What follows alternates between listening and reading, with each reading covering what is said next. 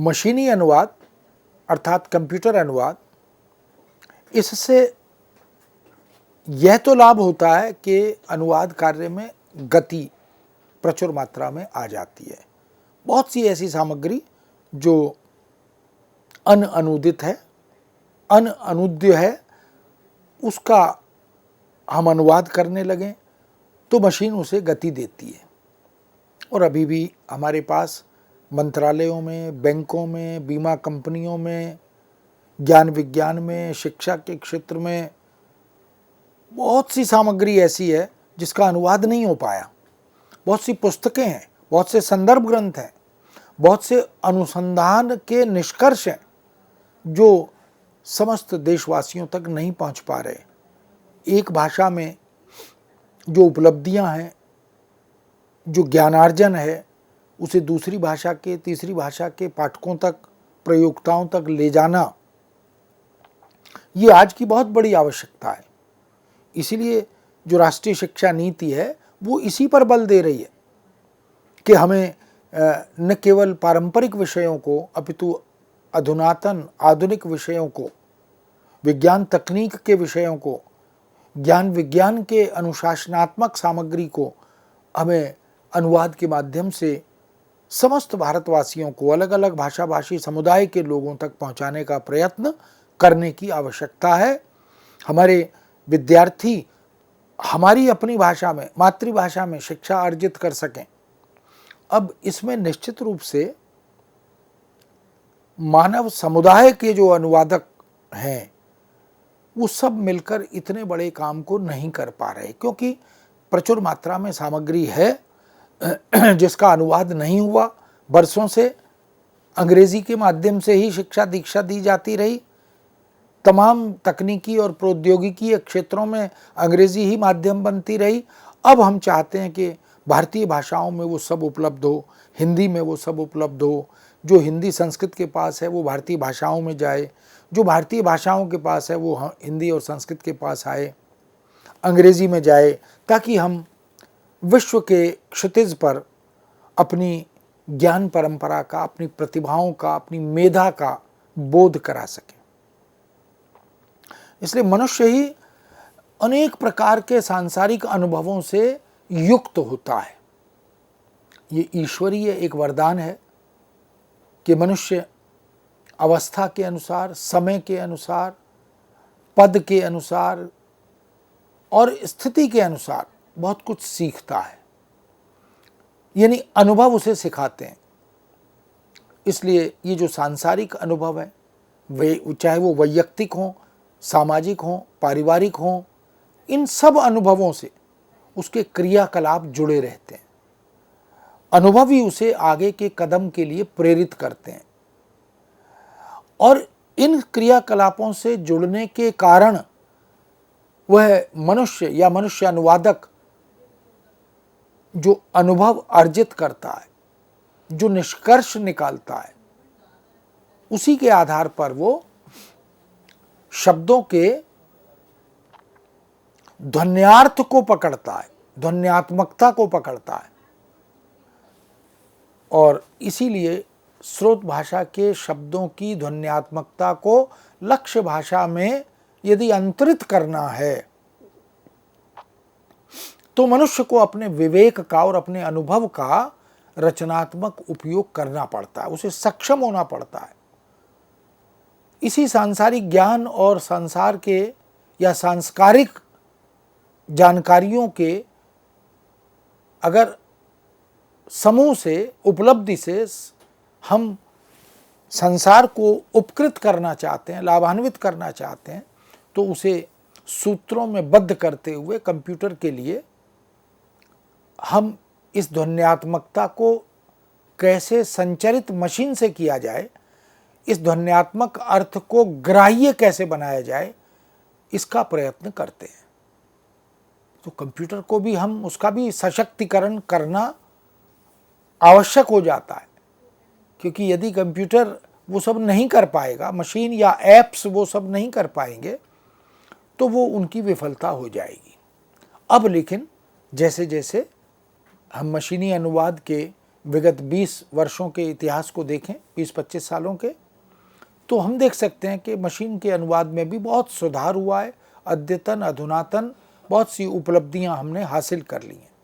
प्राकृतिक भाषा की द्विअर्थकता, जिसको बाइलिंगुअलिज्म कहते हैं, वह भी कंप्यूटर अनुवाद प्रणाली की सहजता में सामान्यतः बाधक होता है। अगर एक ही शब्द के 2 अर्थ निकलते हैं तो कंप्यूटर को कैसे पता लगे कि यहाँ किस अर्थ को अनुवाद में पिरोना है। कनक कनकते 100 गुना मादकता अधिकाय, उही खाए बोराए जग ई पाए बोराए। अब कनक कनकते 100 गुना, तो किस कनक का अनुवाद सोना करना है, किस कनक का अनुवाद धतूरा करना है, ये मशीन के लिए निर्णय लेना कठिन हो जाता है। इसलिए विषय और प्रसंग के अनुसार एक शब्द अलग अलग अर्थ में व्यवहृत होता है, प्रयोग में आता है। जैसे उदाहरण के तौर पर हम देखें, ट्रीटमेंट शब्द है अंग्रेजी में, यह 3 विभिन्न प्रसंगों में 3 भिन्न अर्थ व्यक्त करता है। ट्रीटमेंट ऑफ कैंसर, इसके लिए हिंदी अनुवाद होता है कैंसर का इलाज या उपचार। ट्रीटमेंट ऑफ सब्जेक्ट मैटर, इसका अनुवाद होता है विषय वस्तु का प्रतिपादन, यानी विषय वस्तु के साथ क्या किया जाना है, कैसे प्रस्तुत किया जाना है। और तीसरा प्रयोग है ट्रीटमेंट ऑफ सर्वेंट, नौकर के साथ व्यवहार। अब ये तीनों संदर्भ एक ट्रीटमेंट के लिए, यानी ट्रीटमेंट शब्द का की जो अर्थ व्याप्ति है वो संदर्भ सापेक्ष है। अनुवादक को तो इस बात की जानकारी है कि मुझे यहाँ किस तरह का अनुवाद करना है, क्योंकि उसका संदर्भ क्या है ये वो जानता है। उसके पास संवेदनाएं भी हैं, उसके पास भावनाएं भी हैं, उसके पास वैचारिक अनुभव भी है, उसके पास कौशल, बुद्धि का कौशल भी है। लेकिन मशीन के पास तो यह ज्ञान उतना ही है जितना शब्द संपदा से उसके पास उपलब्ध है। कंप्यूटर प्रणाली का स्मृति कोश मानव मस्तिष्क की भांति संदर्भों से जुड़कर भाषिक अभिव्यक्ति का सही चुनाव कर अभीष्ट अर्थ को प्रकट करने में असमर्थ होता है। इसका मतलब कंप्यूटर प्रणाली का जो स्मृति कोश है वह सीमित है, और कंप्यूटर अपने आप अध्ययन भाषा का नहीं करता, शब्द संपदा का संचय नहीं करता। उसको शब्द संग्रह मनुष्य यानी अनुवादक उपलब्ध कराता है, उसमें फीड करता है, इसलिए उसकी सीमाएं हो जाती हैं। जबकि मानव मस्तिष्क पुस्तकों से, अखबार से, जीवन अनुभव से, समाज से, संस्कृति से, इन सब को अर्जित करता रहता है, कमाता रहता है। इसलिए भाषा जो है वो कमाई जाती है, और ये कमाई मनुष्य करता है, मानव अनुवादक करता है, मशीन नहीं कर पाती है। मशीन को तो यह उपलब्ध कराया जाता है और वो मनुष्य यानी मानव अनुवादक करता है। इस दृष्टि से हम देख लें कि जो मानवीय अनुवाद है और जो मशीनी अनुवाद है उनमें अंतर है। मनुष्य उसी अर्थ को व्यक्त करता है जिसकी जरूरत है, कंप्यूटर उस अर्थ को व्यक्त करता है जो उसकी स्मृति कोश में सुरक्षित है। अब उसकी स्मृति कोश में यदि एक शब्द के 5 छटाएं हैं, शेड्स हैं अलग अलग, तो उसे ये ज्ञात नहीं है मशीन को या कंप्यूटर को कि यहाँ किस शेड की आवश्यकता है, कौन सी छटा चाहिए। इसलिए स्रोत भाषा के द्विअर्थक शब्दों का, त्रिअर्थक या बहुअर्थी शब्दों का संदर्भानुकूल सही निर्वचन या अनुवाद वो कंप्यूटर द्वारा तभी संभव होता है जब उनसे जुड़े सूक्ष्म से सूक्ष्म भाषिक नियमों को खोज कर उन्हें कंप्यूटर प्रणाली में डाला जाए। इसीलिए जो व्यतिरेकी विश्लेषण होता है अनुवाद में या भाषा विज्ञान में, वो इस बात का द्योतक है, परिचायक है कि स्रोत भाषा और लक्ष्य भाषा की व्याकरणिक व्यवस्था, उसके व्याकरणिक अंग, भाषा के अंग, इनमें समानता नहीं होती। यथासंभव समान करने या ढूंढने या बनाने का प्रयत्न तो होता है। इस तरह कंप्यूटर अनुवाद की यह प्रक्रिया भी मानव केंद्रित हो जाती है, जिसकी सफलता अनुवाद के विभिन्न सोपानों पर निर्भर करती है। कंप्यूटर अनुवाद की प्रक्रिया प्रत्यक्ष या अप्रत्यक्ष यानी परोक्ष रूप से मानव अनुवाद प्रक्रिया की धुरी पर केंद्रित है। यानी कंप्यूटर द्वारा या मशीन द्वारा या ऐप्स द्वारा जो अनुवाद होता है, किया जा रहा है, उसकी पूरी प्रक्रिया निर्भर करती है सीधे या प्रकारांतर से मानव द्वारा किए गए अनुवाद की प्रक्रिया पर। तो जो मानवीय अनुवाद प्रक्रिया है वही कंप्यूटर अनुवाद की प्रक्रिया का निर्धारण करती है, उसका मार्गदर्शन करती है। इसीलिए हम कहते हैं कि कंप्यूटर अनुवाद कभी अंतिम अनुवाद नहीं होता, उसमें संशोधन की, संवर्धन की, संपादन की गुंजाइश रहती है, संभावनाएं रहती हैं।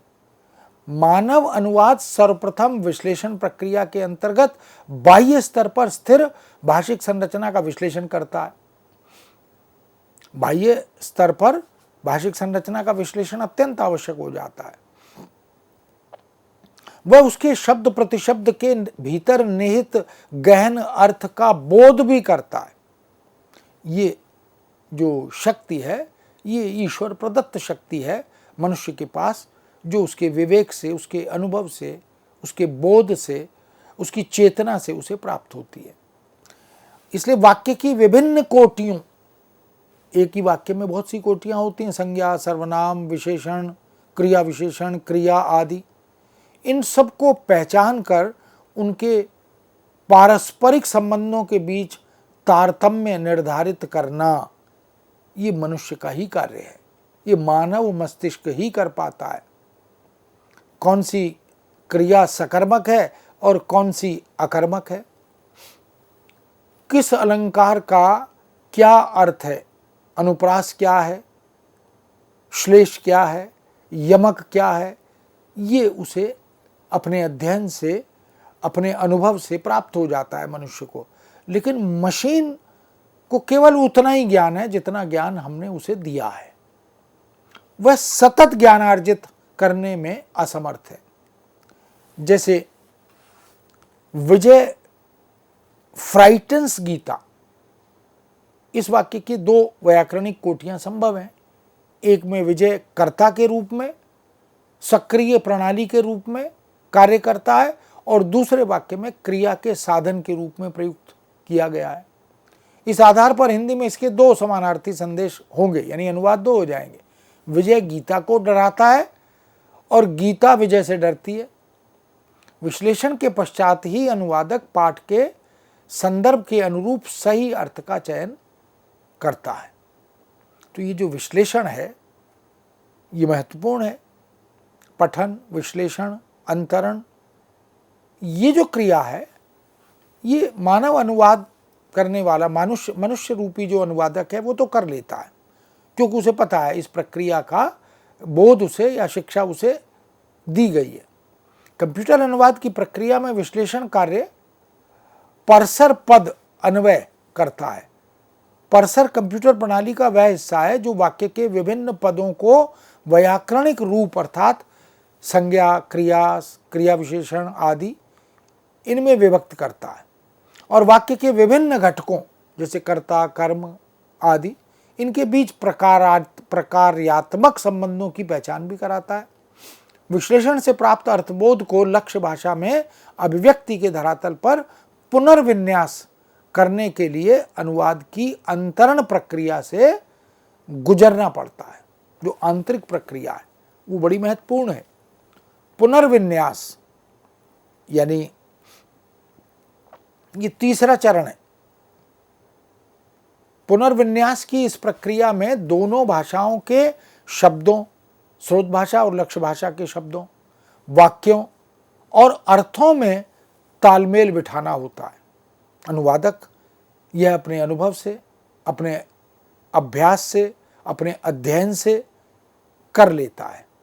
उसका विवेक उसके पास होता है, और तालमेल बिठाते हुए अनुवादक अभिप्रेय अर्थ यानी जो वांछित अर्थ है, जिस अर्थ को ध्यान में रखकर अनुवाद किया जा रहा है या किया जाना है, के अनुरूप दोनों भाषाओं के मुहावरे या लोकोक्तियों का निर्धारण करता है। स्रोत भाषा के समतुल्य मुहावरा लक्ष्य भाषा में आना चाहिए। उदाहरण के लिए अगर हम कहें ये हिंदी की एक लोकोक्ति, नाच न जाने आंगन टेढ़ा, इसको अंग्रेजी में अनुवाद करना हो तो हम a bad carpenter quarrel with his tools, a bad workman quarrels with his tools, ऐसा अगर हम अनुवाद कर सकते हैं। लेकिन इससे वो बात जो संदर्भ सापेक्ष नाच न जाने आंगन टेढ़ा में अभिव्यक्त हो रही है, वो बात इसमें आ नहीं पा रही। नाच का प्रसंग है, न कि आंगन और न ही उसके टेढ़े मेढ़े होने का संदर्भ, किंतु अभीष्ट अर्थ के धरातल पर ये दोनों अभिव्यक्तियां हैं तो सममूल्य, इसमें कोई संशय नहीं। लेकिन समानार्थी शब्द प्रदान कर अंतरण की यह प्रक्रिया कंप्यूटर अनुवाद में ट्रांसफर लेक्सिकॉन द्वारा ही संभव या संपन्न होती है। अनुवाद प्रक्रिया के अंतिम सोपान पुनर्गठन में हम स्रोत भाषा के रचना विधान और शैली संस्कार को लक्ष्य भाषा की प्रकृति के अनुरूप पुनर्गठित करते हैं। यानी मशीन को यह बताना पड़ता है कि अनुवाद प्रक्रिया के अंतिम सोपान के रूप में पुनर्गठन होता है, यानी लक्ष्य भाषा में उस मूल भाषा यानी स्रोत भाषा के रचना विधान को पुनर्गठित, पुनर्प्रस्तुत, पुनर्सृजित करना पड़ता है और शैली संस्कार को लक्ष्य भाषा की प्रकृति के अनुरूप निर्मित करना होता है, पुनर्सृजित करना होता है और भाषिक अभिव्यक्ति का जामा उसे लक्ष्य भाषा का पहनाना पड़ता है। अनुदित पाठ के रचयिता के रूप में अनुवादक पद्य में लिखी मूल कृति की काव्यात्मकता को सुरक्षित या विस्तृत रूप प्रदान कर सकता है, व्याकरणिक संरचना में भी हेरफेर कर सकता है। यानी जो काव्यात्मक अभिव्यक्तियां होती हैं, सृजनात्मक अभिव्यक्तियां होती हैं, उनके निहितार्थ को संप्रेषित करने के लिए, अंतरित करने के लिए उसमें कुछ घटाने, कुछ जोड़ने की गुंजाइश हो सकती है। कंप्यूटर प्रणाली में पुनर्गठन का कार्य जनरेटर मॉडल पर निर्भर है। जनरेटर ट्रांसफार्मर लेक्सिकन से सामग्री प्राप्त करता है। स्रोत भाषा में उपलब्ध शब्दों, पदबंधों और वाक्यों के लिए लक्ष्य भाषा में समानार्थी शब्द या समानार्थी पदबंध या समानार्थी वाक्यों का विधान भी करना होता है। तो मशीन वही करती है जो अनुवादक उसे कहता है, बताता है। कंप्यूटर अनुवाद प्रणाली की संकल्पना का जन्म यूं तो 1950 के प्रथम दशक में सैनिक सूचनाओं के अनुवाद के लिए हुआ था, जो अपनी उपयोगिता और अद्भुत कार्यक्षमता के फलस्वरूप 1980 तक व्यापक रूप लेते हुए सरकारी प्रशासन, प्रशासनिक, व्यापारिक और उद्योग आदि के क्षेत्र में, शिक्षा आदि के क्षेत्र में प्रयोग में आने लगी। मशीनी अनुवाद प्रणाली को विकसित करने के लिए अनेक पद्धतियों का प्रयोग किया गया, जिनमें 3 विशेष रूप से उल्लेखनीय हैं: साक्षात पद्धति, माध्यम भाषाई पद्धति और स्थानांतरण की पद्धति। साक्षात पद्धति कंप्यूटर अनुवाद प्रणाली की साक्षात पद्धति में अनुवाद के लिए अपेक्षित 2 भाषाओं के सीधे जोड़ने का प्रयत्न किया जाता है। प्रत्येक स्रोत भाषा, स्रोत और लक्ष्य भाषाओं के जोड़े के लिए अलग अलग शब्दकोश आवश्यक होते हैं। यदि इन 2 भाषाओं के अतिरिक्त किसी अन्य तीसरी, चौथी, 5वीं भाषा के बीच में अनुवाद की जरूरत पड़े तो प्रणाली को उस रूप में परिवर्तित करने की आवश्यकता भी होती है। माध्यम भाषाई पद्धति यानी माध्यम भाषाई पद्धति या प्रविधि में केवल द्विभाषी युग्मों की तलाश नहीं होती, बल्कि स्रोत भाषा के पाठ को पहले विश्लेषित करके माध्यम भाषा के रूप में जोड़ा जाता है। यह माध्यम भाषा वास्तविक भाषा न होकर ऐसी सार्वभौमिक निरपेक्ष भाषा होती है जिसमें वस्तुएं, प्राणी, विचार और संबंध आदि ये विश्वज्ञान को संकल्पनाओं के प्रतीक के रूप में निरूपित करते हैं। इसके बाद भाषा सर्जक एवं माध्यम भाषा के प्रस्तुतिकरण को लक्ष्य भाषा के पाठ में रूपांतरित किया जाता है। इस तरह माध्यम भाषाई प्रविधि में स्रोत भाषा के पाठ को समझ के अनुरूप लक्ष्य भाषा में संरचनागत सृजना के साथ प्रस्तुत किया जाता है। माध्यम भाषा इन घटकों के बीच एक सेतु की भूमिका निभाती है, जो दोनों को एक दूसरे से जोड़ती भी है। और स्थानांतरण पद्धति में हम देखें, सबसे पहले विश्लेषक स्रोत भाषिक पाठ के वाक्य का व्याकरणिक विश्लेषण करता है, उसकी एक सूक्ष्म अमूर्त संरचना निर्मित करता है, उसे एक विशेष प्रकार के प्रस्तुतिकरण के रूप में उपलब्ध कराता है। इसी प्रस्तुतिकरण के आधार पर एक लक्ष्य भाषिक पाठ पुनर्गठित किया जाता है। इस प्रकार हम देख सकते हैं कि आज कंप्यूटर अनुवाद एक तंत्र बन गया है, एक पूरा व्यवसाय भी बन गया है। इसको सफल और बहुआयामी बनाने के लिए, अनुवाद के लिए अपेक्षित भाषाओं की कुल अवधारणाओं को हमें साथ में लेकर माध्यम भाषा को विकसित करते हुए, वाक्यात्मक संरचना से संबद्ध करते हुए स्थानांतरित करने का कार्य करना होता है। सभी अपेक्षित नियमों को प्रविष्टि करने की अत्यधिक आवश्यकता होती है। कंप्यूटर अनुवाद आज के समय की आवश्यकता ही नहीं, अनिवार्यता बनती जा रही है। कंप्यूटरकृत अनुवाद से अनुवाद कार्य को गति मिलती है और अनुवादक इस कार्य का संपादन अपने अनुभव, विवेक और अभ्यास से करता चलता है। आज भी कार्यालय व्यवस्था को अगर हम देखें या तकनीकी और प्रौद्योगिकी के क्षेत्र में, शिक्षा, साहित्य और सृजन के क्षेत्र में यदि हम देखें, संचार माध्यमों के क्षेत्र में हम देखें, इन सभी अनुशासनों में, विधाओं में, क्षेत्रों में लाखों पृष्ठों का अनुवाद अभी किया जाना बाकी है। क्यों? क्योंकि जो मानवीय अनुवाद गति है वो धीमी है। व्यवस्था का लक्ष्य है कि वर्षों और दशकों से जो सामग्री अनुदित नहीं है, अनुवाद नहीं हो पाया, अननुदित है, उसका अनुवाद कार्य किया जाए और उसे गति दी जाए, शीघ्र पूरा किया जाए। अनेक ऐप्स अब सरकारी, गैर सरकारी स्तर पर अनुवाद कार्य को गति दे रहे हैं। बेशक इन ऐप्स या मशीनों से किया गया अनुवाद अंतिम अनुवाद न हो, किंतु उसे संपादित, संशोधित, संवर्धित करके, परिवर्धित करके अंतिम रूप दिया जा रहा है। मशीन अनुवाद या ऐप्स कृत अनुवाद संवेदनाओं से दूर होता है, यह हम सभी जानते हैं, क्योंकि हृदय के पास, मशीन के पास हृदय नहीं होता, संवेदना नहीं होती, धड़कन नहीं होती, किंतु संवेदनशील अनुवादक उसे जीवंत, विश्वसनीय और सार्थक बना देता है। यानी मशीन द्वारा निर्मित या तैयार किए गए अनुवाद को भी वो सुपठ्य, वो बोधगम्य, वो सहज बनाने का प्रयत्न करता है और उसने ऐसा किया भी है। बहुत से अनुवाद मशीन की मदद से, कंप्यूटर की मदद से हो रहे हैं। यही कंप्यूटर अनुवाद की प्रासंगिकता भी है और उसकी सार्थकता भी है। इस दृष्टि से हम देख सकते हैं कि आधुनिक भारत के निर्माण में, अद्यतन वैश्विक ज्ञान के अर्जन में यदि मशीन हमारी सहायता करती है, हमारी मदद करती है, तो उसे एक वरदान मानना चाहिए। मशीन द्वारा किए गए अनुवादों से या मशीन द्वारा किए जा रहे कार्यों से मनुष्य की प्रासंगिकता पर कोई प्रश्न चिन्ह नहीं लगेगा, क्योंकि मशीन मानव जीवी है। मानव, भले ही मनुष्य जो है, मानव जो है, वो मशीन को एक साधन के रूप में इस्तेमाल करे, एक टूल की तरह उसका उपयोग करे, लेकिन वह पूर्णतः मशीनों पर निर्भर नहीं कर सकता।